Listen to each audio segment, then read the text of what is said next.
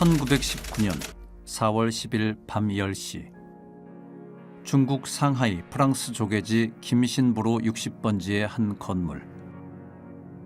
삼엄한 일제 감시를 피해 각지에서 온 29명의 독립지사들이 한자리에 모였습니다. 자, 그동안 임시사무소에서 논의한 걸 토대로 오늘 결정을 내립시다. 좋습니다. 오늘이 본격적인 회의의 시작입니다. 이 회의를 뭐라고 부르면 좋겠소? 임시의정원이라고 하면 어떻겠소? 제청합니다. 그럼 지금부터 제1회 임시의정원 회의를 시작하겠습니다. 이렇게 제1회 임시의정원 회의가 시작됐는데요. 밤 10시에 시작한 회의는 자정을 넘겨 다음날 오전 10시까지 이어졌습니다. 그 회의를 통해 이들은 새로운 독립국가의 기틀을 세웁니다. 정부 조직을 세워야 하는데 먼저 국호를 정합시다. 조선공화국이나 고려공화국은 어떻소? 여러분, 국호는 대한이 어떻겠습니까? 대한은 일본에게 망한 나라인데 굳이 쓸 필요가 있습니까? 대한민국을 제안합니다. 우리는 대한제국으로 일본의 나라를 강탈당하지 않았습니까? 그건 좀... 대한으로 망했으니 빼앗긴 나라를 되찾는다는 뜻에서 대한으로 다시 세워야 하지 않겠습니까? 그리고 우리는 제국으로 돌아가기보다는 공화국을 이룩하고자 하니 민국이 옳겠소. 민국, 백성의 나라, 대한민국 제청합니다. 제청합니다. 삼청합니다. 사청합니다. 4월 10일에 시작된 제1회 임시의정원 회의를 통해 국호를 정했고 정부 조직안을 확정했습니다.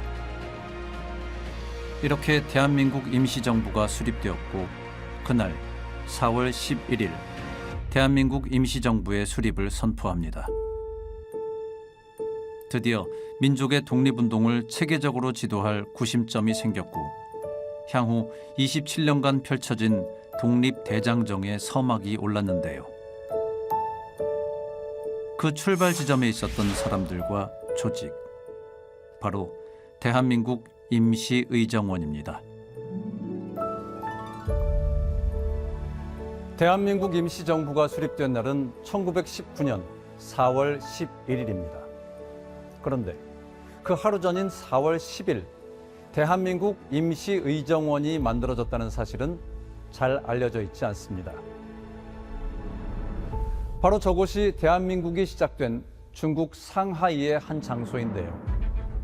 대한민국 임시의정원. 그렇습니다. 대한민국 입법부 국회의 모태입니다. 그날 한자리에 모인 29명의 독립지사들은 나라의 이름을 대한민국으로 정하고 최초의 헌법인 대한민국 임시헌장을 제정했습니다. 이것이 바로 총 10개의 조항으로 이루어진 대한민국 임시헌장인데요. 제1조, 대한민국은 민주공화제로 한다. 제2조, 대한민국은 임시정부가 임시의정원의 결의에 의하여 통치한다. 제3조, 대한민국의 인민은 남녀, 귀천 및 빈부의 계급이 없고 일체 평등하다. 어떻습니까? 오늘날 너무나도 익숙한 이 조항들이 만들어진 날은 1919년 4월 11일이었습니다. 국민이 주권자인 민주공화정과 평등사회의 건설을 이미 100년 전에 선포한 것입니다.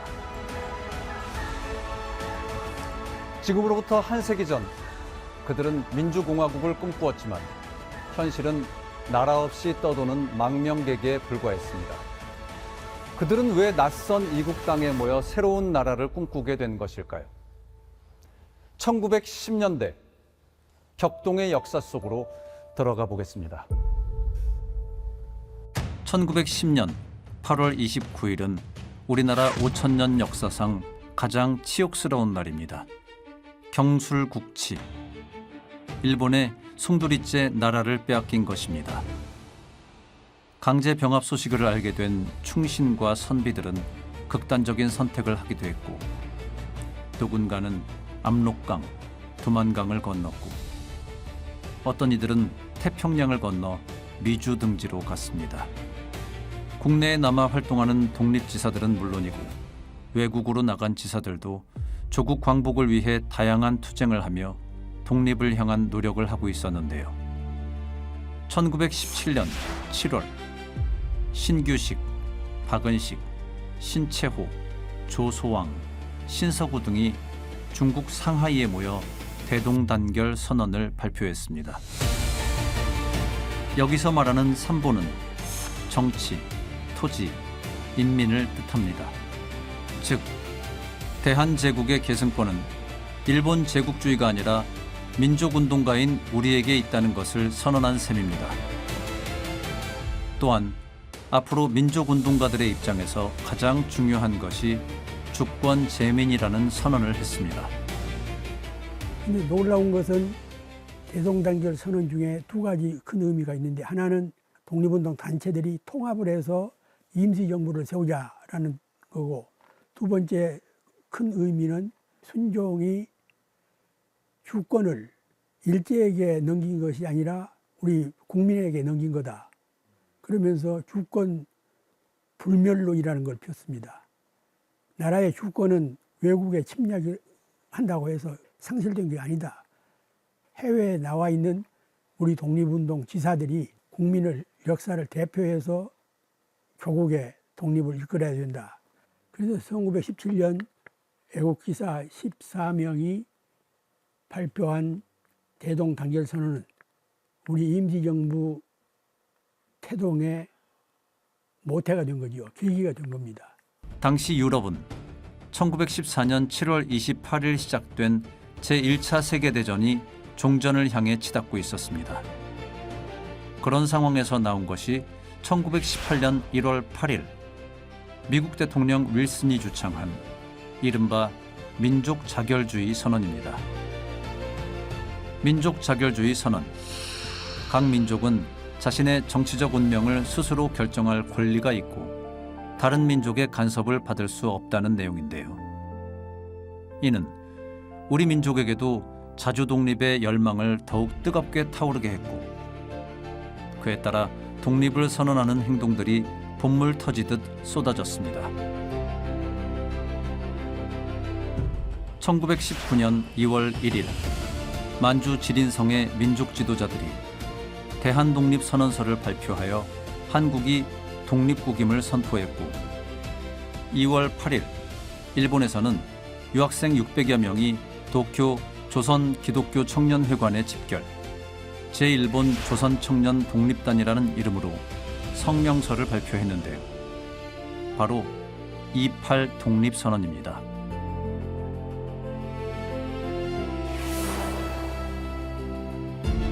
해외 각지에서 독립운동이 거세지고 선언들이 쏟아지자 국내에서도 억누르고 있던 분노가 터져나오기 일보 직전이었는데요. 갑자기 황제 고종이 서거했다는 소식이 들렸습니다. 큰 병이 없었던 황제가 사망했다니 의심하는 사람들이 적지 않았습니다. 고종 황제가 사실 독살되었다는 소문이 있더라고. 어이, 그게 참말인가? 검시관들 말로는 다리가 퉁퉁 부었다고 하던데. 그 고종을 모시던 궁녀들도 갑자기 사라졌다면서? 그동안 기회만 엿보고 있던 국내의 민족 지도자들은 대대적인 독립만세운동을 준비했습니다. 처음에는 종교단체와 교육기관에서 각각 독자적으로 실행하려 했지만 곧 천도교, 기독교, 불교, 유림 등이 함께 손잡고 민족대표 33인을 뽑아 마침내 1919년 3월 1일 3.1 독립선언서를 낭독, 독립된 나라임을 세계 만방에 선포했습니다. 3.1운동은 그날 하루에만 반짝 전개된 단발성 독립운동이 아니었습니다. 일본군의 무자비한 탄압에도 불구하고 전국 218개 부와 군에서 1,500회 이상의 만세 시위가 벌어졌고 약 200만 명이 참가한 것으로 추정합니다. 적지 않은 외국 언론에서 보도가 되어 우리 민족의 독립에 대한 굳은 의지를 전 세계에 알렸습니다. 3.1운동은 이념과 계급의 차이를 초월해 전 민족이 함께 전개한 항일 운동이었습니다. 황제와 지배층이 지켜내지 못한 나라를 민중의 힘으로 되찾겠다는 자각을 통해 민중이 역사의 주체로 떠오르게 한 혁명이었습니다. 1919년 3.1운동을 통해 대한민국이 독립국임을 선포했으니 이를 운영할 정부가 있어야 했습니다. 3.1운동 이후 이곳저곳에서 여러 개의 정부가 앞서거니 뒤서거니 생겨났습니다. 보시는 것처럼 당시에 생겨난 임시정부들입니다. 맨 위, 러시아 연해주의 대한국민의회 정부, 서울 지역의 한성 임시정부, 그리고 중국 상하이의 대한민국 임시정부가 세워졌습니다. 당연히 여러 지역의 임시정부가 아니라 하나의 임시정부로 독립운동의 단일 대우를 세워야 한다는데 모두가 동의했습니다. 통합정부를 만들기 위한 협상이 진행되었는데요. 여러 이견과 난관이 있었지만 상하이의 대한민국 임시정부의 역할이 가장 컸습니다. 그 과정에는 또한 임시의정원의 역할이 지대했습니다.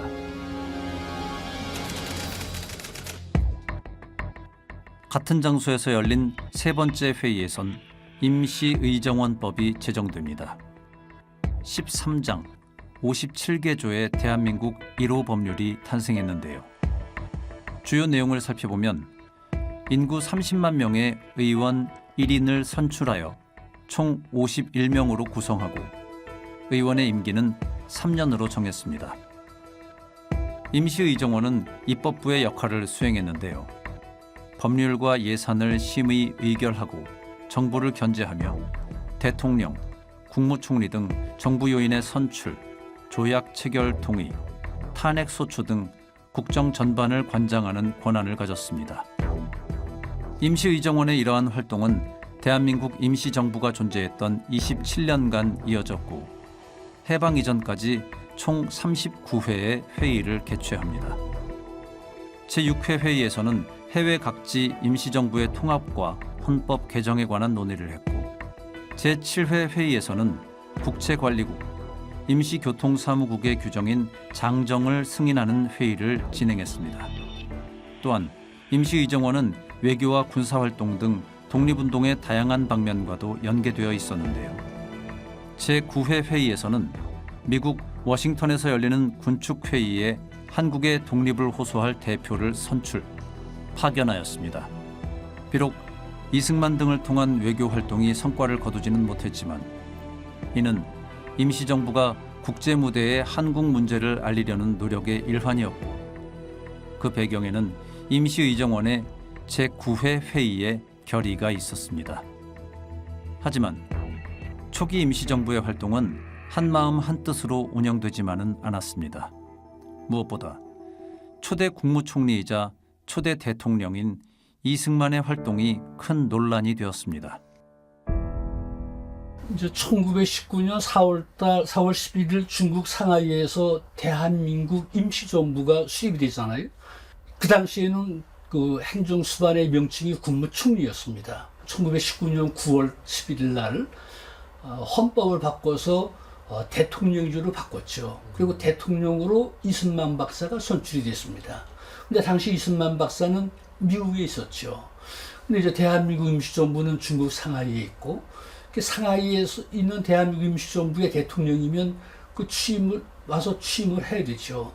근데 이승만 박사는 자기는 상해에 오질 않고 미국에서 대한민국 임시정부 대통령 역할을 수행하겠다라고 했습니다. 그 당시 대한민국 대한민국 임시정부의 헌법에는 그 대통령은 임시의정원의 허락 없이는 함부로 국정을 떠나지 못한다라고 돼 있어요.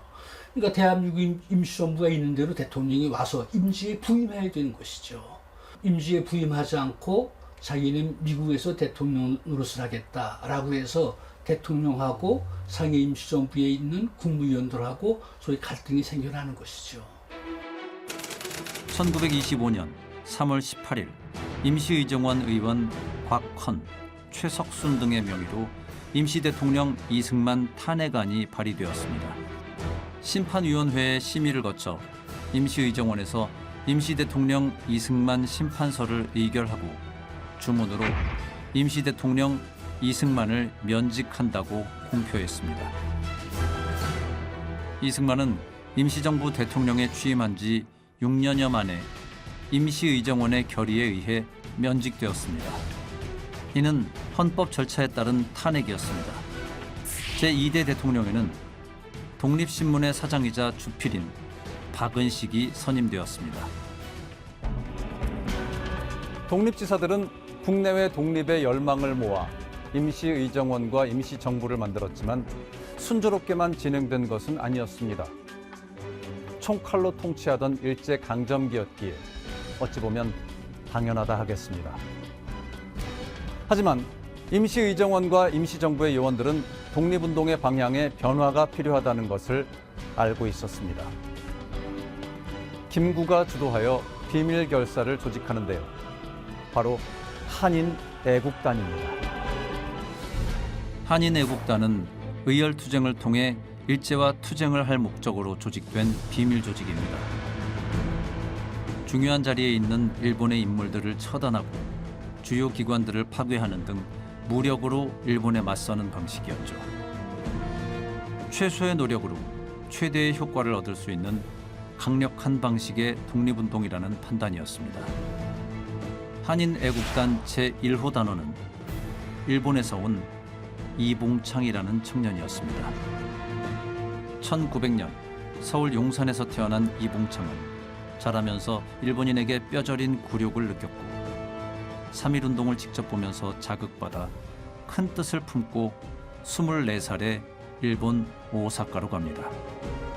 일본에서 6년 동안 생활하지만 만족을 느끼지 못하고 중국 상하이로 향합니다. 그리고 1931년 1월 임정의 문을 두드립니다.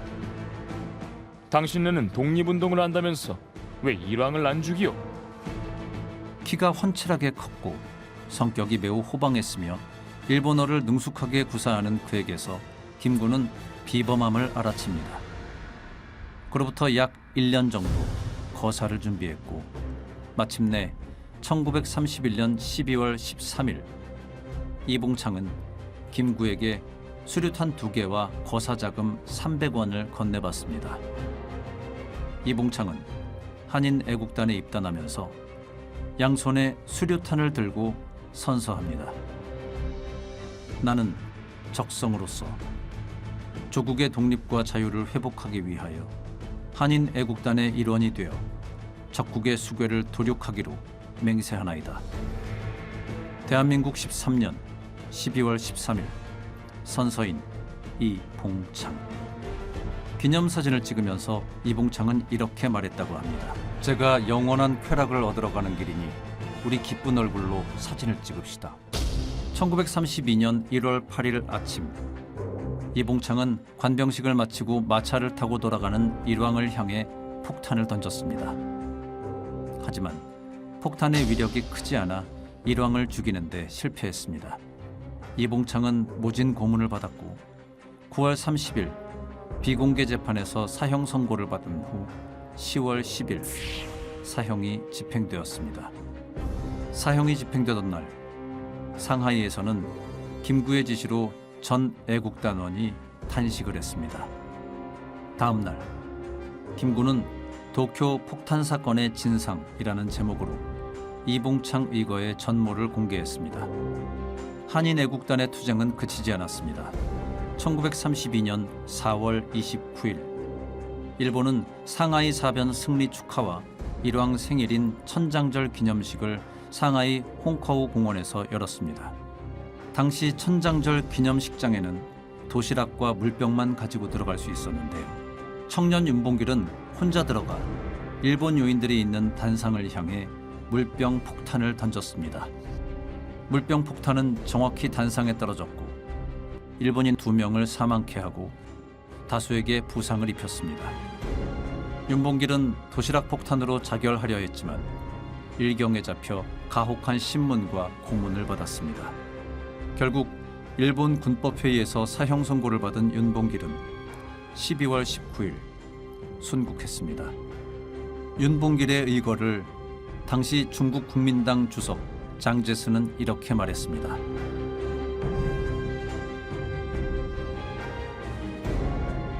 윤봉길의 의거 이후 중국 국민당 정부는 임시정부의 물질적 후원을 대폭 확대했습니다.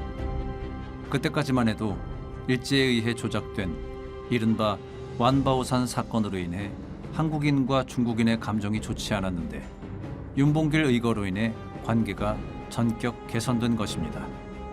중국의 길림성 장춘에 있는 농민들이 이 논에 물을 대는 이 수로를 중국 쪽으로 대는 것을 이것을 한국 쪽으로 옮겨서 약간 댄 것에 대해서 시비가 붙었어요. 서로 싸웠으며 싸운 것은 사실입니다. 근데 그것이 그냥 그 지역에 있는 한 농민들끼리 싸움으로 이것을 끝나야 될 텐데 일본이 개입을 해서 이것은 중국 민족에 대한 항의다.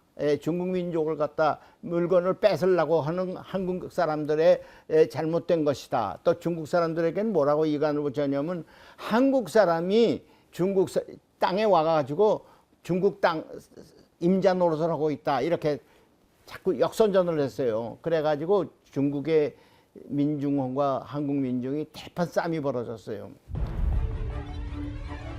한인 애국단은 1931년 11월부터 1932년 5월 26일까지 약 7개월간 활동했습니다. 엄선하여 선발한 애국 청년단원 중 우리가 이봉창, 윤봉길만 알고 있는 것은 성공한 작전이기도 하지만 다른 이유가 있습니다. 사실 한인 애국단은 임시정부 내에서도 극비에 특무되었기에 단원들의 수와 이름을 정확히 확인할 수 없습니다. 당시 일제정보기관은 한인 애국단원을 약 80명으로 추정했고 이 중 핵심 요원을 10여 명으로 보았습니다. 우리가 살고 있는 대한민국은 이름도 없이 사라진 수많은 무명 독립 영웅들의 피와 땀과 눈물이 있었기에 존재한다는 사실을 잊지 말아야겠습니다.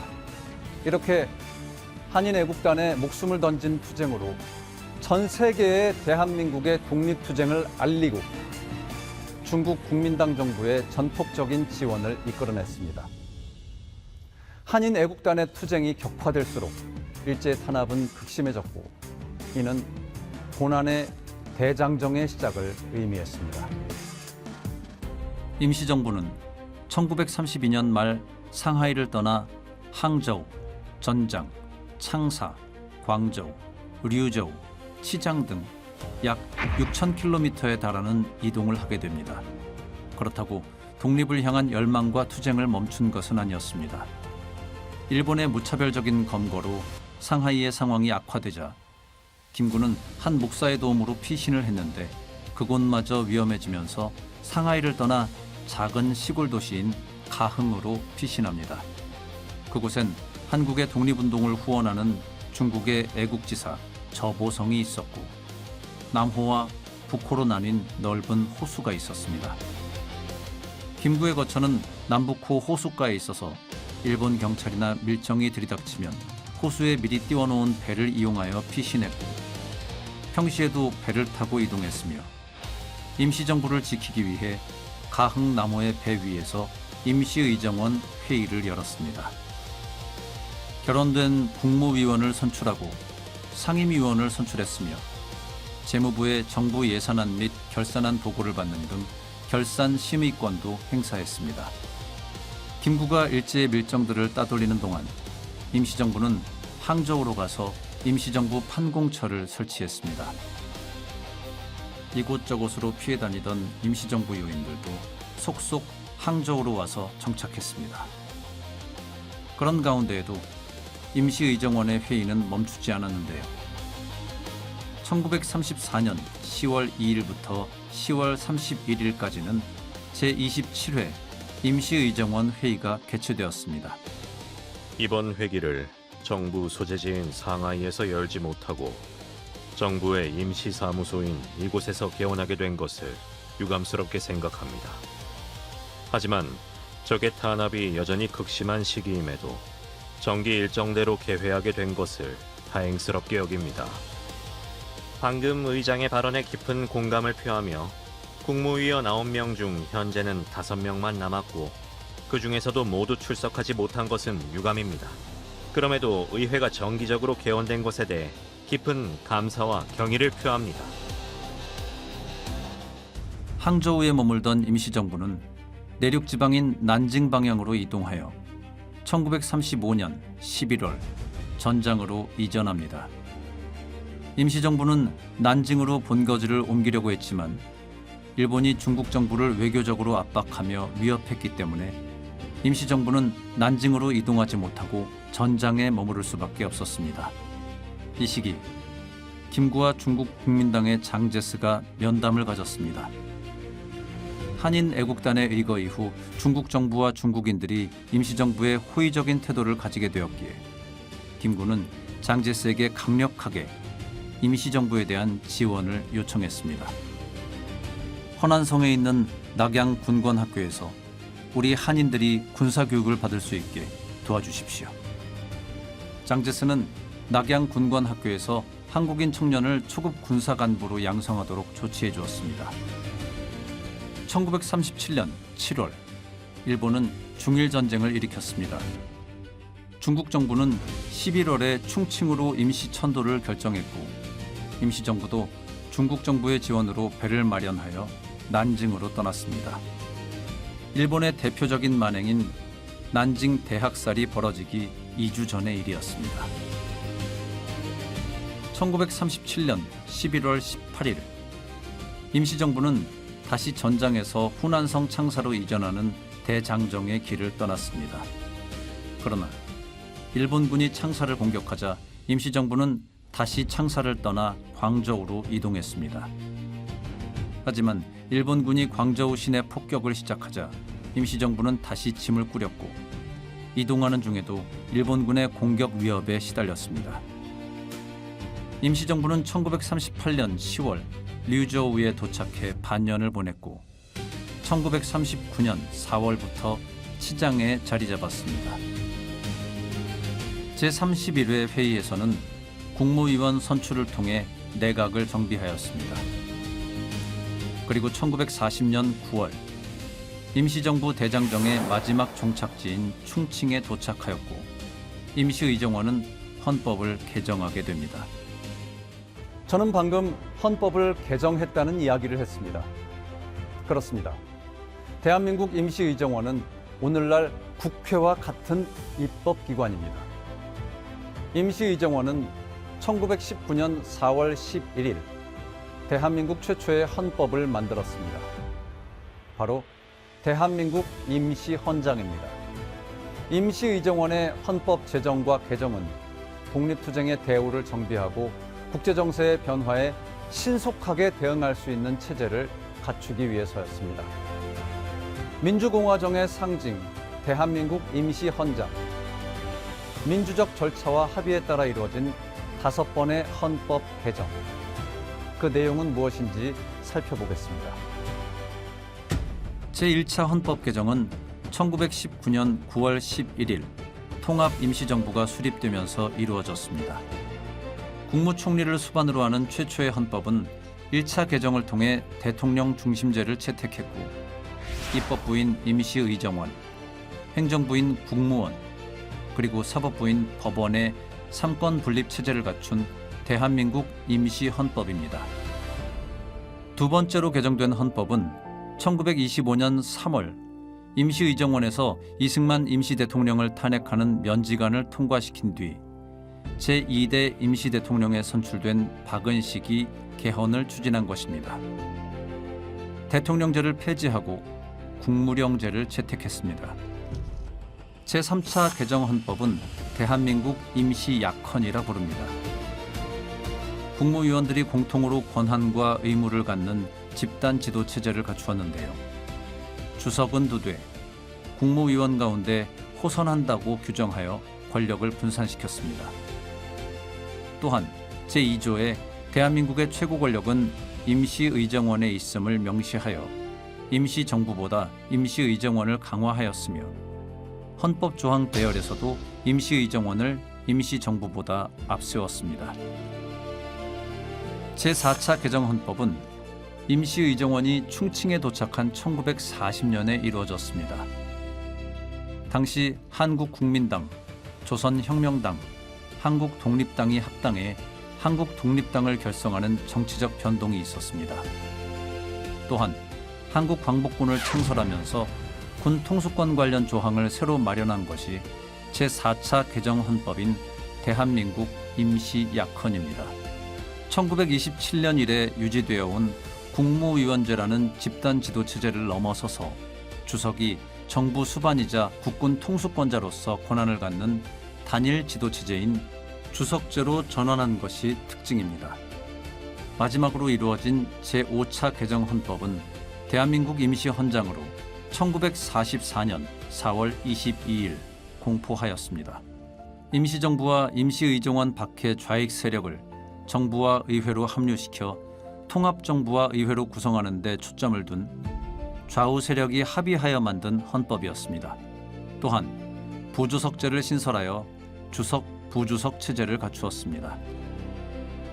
대한민국 임시의정원은 그러니까 지금으로 말하면 국회하고 똑같은 것이죠. 지금 우리가 대한민국의 그 의회 명칭을 국회라고 하잖아요. 근데 국회라고 하는 명칭이 언제 정해졌냐? 우선 1919년 4월 11일 날 발표된 헌법, 대한민국 임시헌장 제10조에 국회라고 하는 명칭이 있습니다. 거기에 임시정부는 국토회복 후 만 1개년 내에 국회를 소집함. 그래서 국회라고 하는 명칭은 이미 1919년 4월 11일 날 대한민국 임시정부에서 명칭을 정한 것이죠. 그 당시에는 자기들은 임시의정원이라고 그랬지만 이제 우리가 국토를 회복하게 되면 임시의정원은 국회가 된다라고 한 것이었습니다. 그래서 그 임시의정원은 지금의 국회 같은 그런 역할을, 그러니까 대한민국 임시정부의 입법기관으로 현재의 국회와 같은 그런 역할을 했던 기관이다. 1932년 5월 상하이를 떠나 1940년 9월 충칭에 자리 잡기까지 임시정부는 8년여 동안 약 6,000km를 이동했습니다. 1945년 11월 대한민국으로 환국할 때까지 충칭 임시정부는 5년이라는 길지 않은 기간을 머무는데요. 우리 임시정부는 바로 이 기간 동안 가장 활발하게 독립운동을 전개합니다. 임시정부의 오랜 꿈은 과연 무엇이었을까요? 바로 우리 군대를 조직하여 일본과 싸우는 것이었습니다. 하지만 타국에서 독자적인 군대를 갖는 것은 쉬운 일이 아니었습니다. 그러나 중일전쟁이 발발하면서 상황이 반전됩니다. 김구 주석은 중국 정부 요인들에게 호소합니다. 한국 광복군을 편성하면 대일전을 수행하고 일본군에 있는 한국 출신 병사들을 빼내서 적군의 힘을 약화시킬 수 있소이다. 중국의 화북 지역을 안정시키려면 먼저 동북 지역을 수복해야 하고 동북 지역을 수복하려면 대한 독립을 원조해야 합니다. 김구의 지속적인 노력으로 1940년 5월에 제출한 한국 광복군 편간 계획 대강을 장제스가 승인했습니다. 이에 따라 임시정부는 1940년 9월 15일 전격적으로 한국 광복군 선언문을 발표합니다. 이틀 뒤인 9월 17일에는 한국 광복군 총사령부 성립 전례식을 거행하여 한국 광복군 창설을 국내외에 선포했습니다. 임시의정원 회의에서는 한국 광복군 창설과 관련한 총사령부 조례를 제정하여 독립군을 조직화, 지휘하는 법적 기반을 마련했습니다. 한국 광복군은 충칭의 총사령부를 중심으로 이렇게 중국 전역에 걸쳐 편제하였습니다.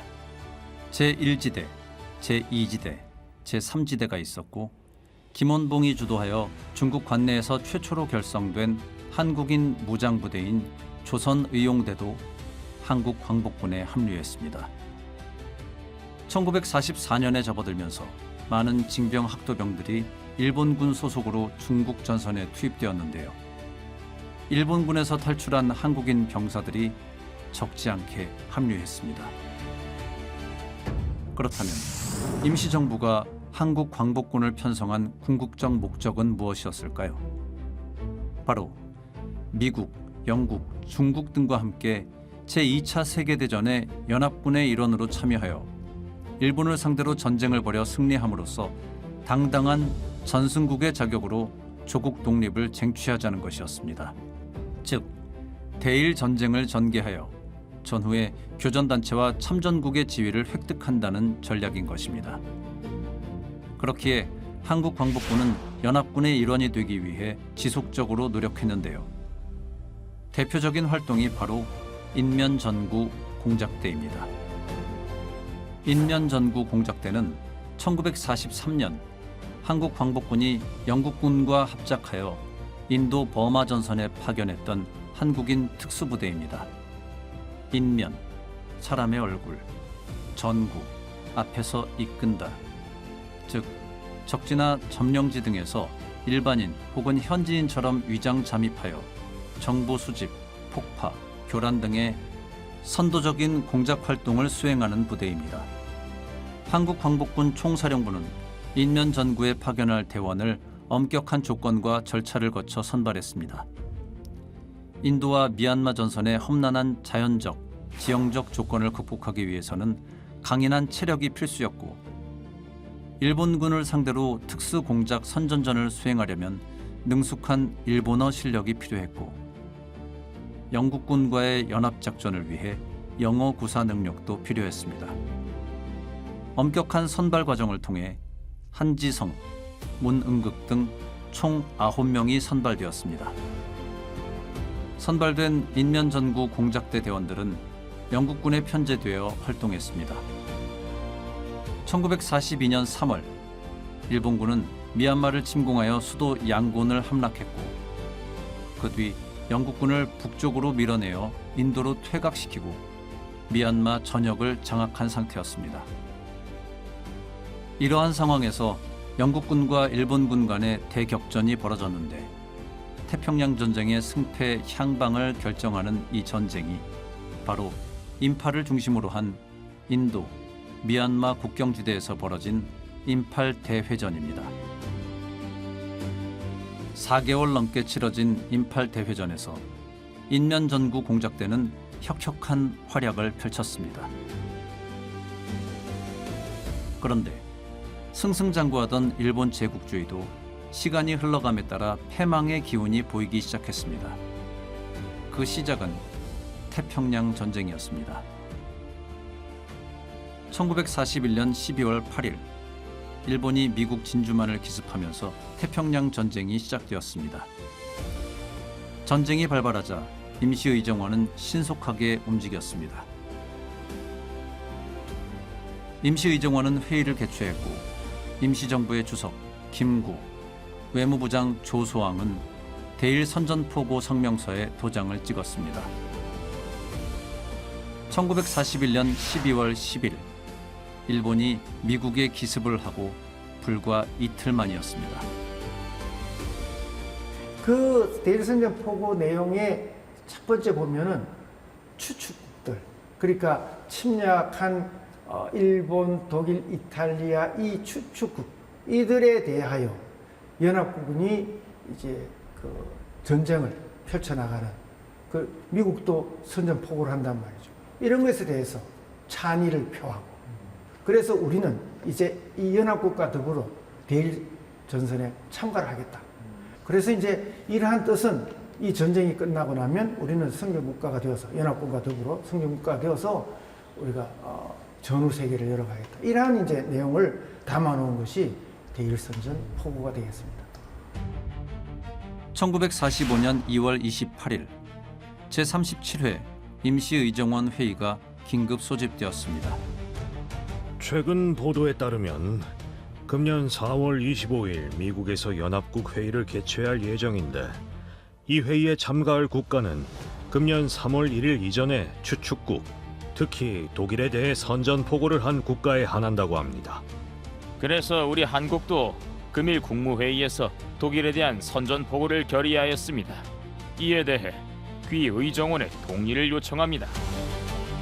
이에 안훈 의원이 본안건은 정부와 의정원이 모두 필요하다 인정하는 바 모든 절차를 생략하고 즉시 결정하자는 동의를 제안했고, 이에 재청, 3청, 4청, 5청이 이어져 결국 전원 찬성으로 통과되었습니다.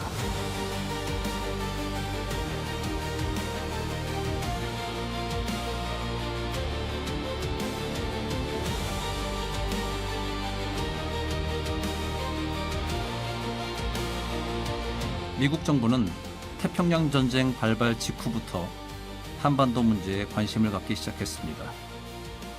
미국의 전략정보국, 즉 OSS는 한국 광복군과의 합작을 서둘렀습니다.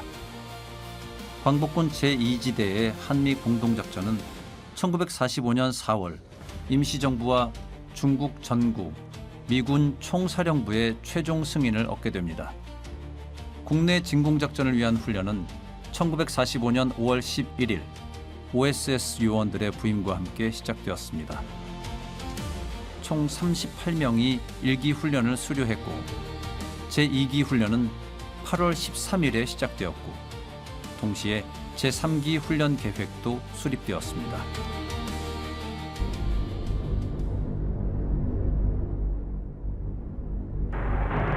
We are now 2 minutes to the bomb run.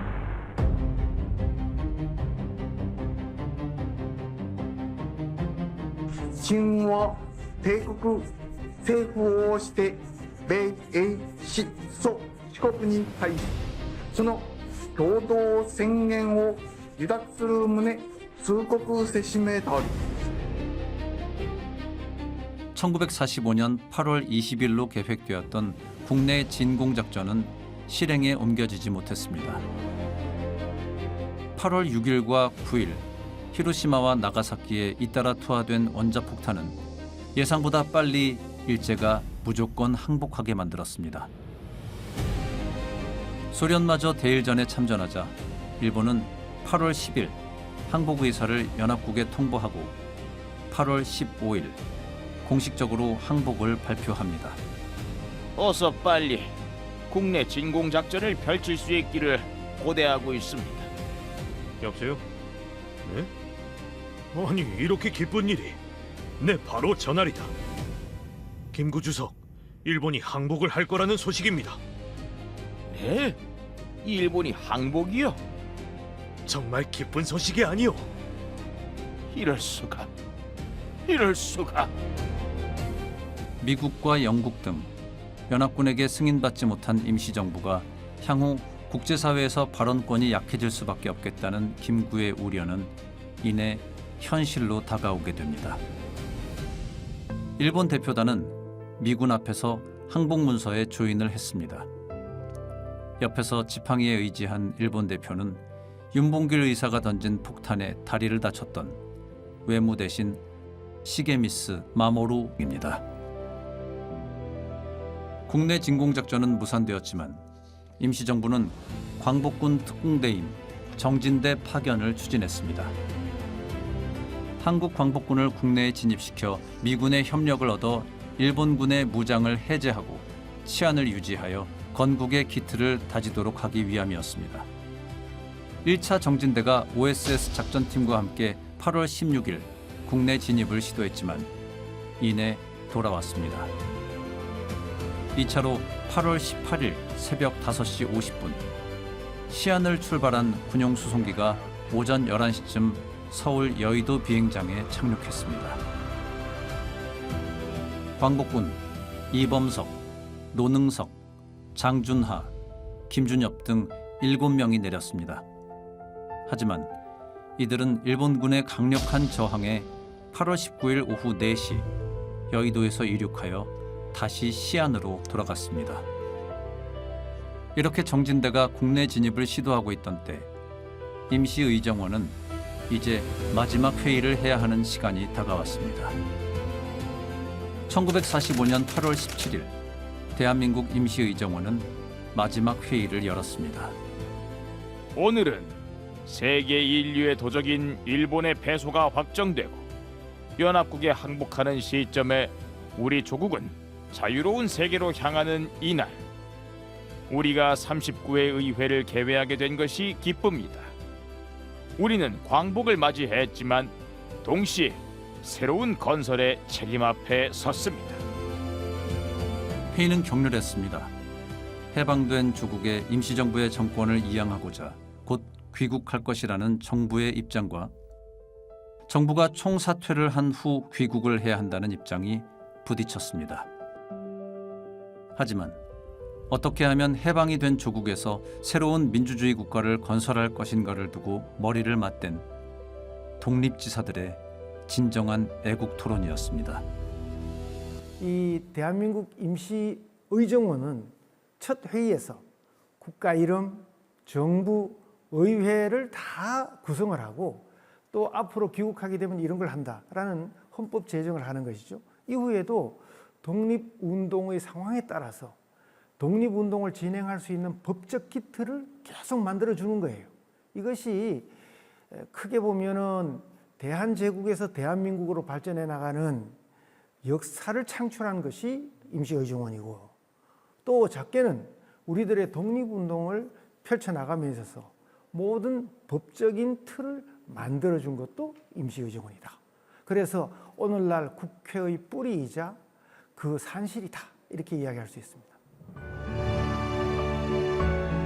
27년 고난의 대장정, 길고도 험난했던 독립투쟁의 여정.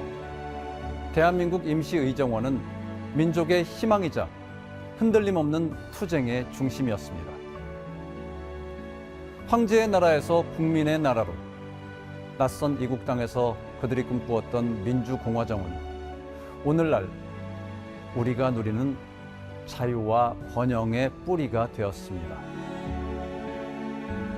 1919년 4월 10일 밤 10시 중국 상하이에 모인 29인의 독립지사. 조국 대한의 독립과 의회 민주주의의 소중한 씨앗은 그들의 숭고한 헌신 위에 시작됐습니다. 그렇기에 우리는 그날의 다짐과 그들의 이름을 다시 기억하고자 합니다.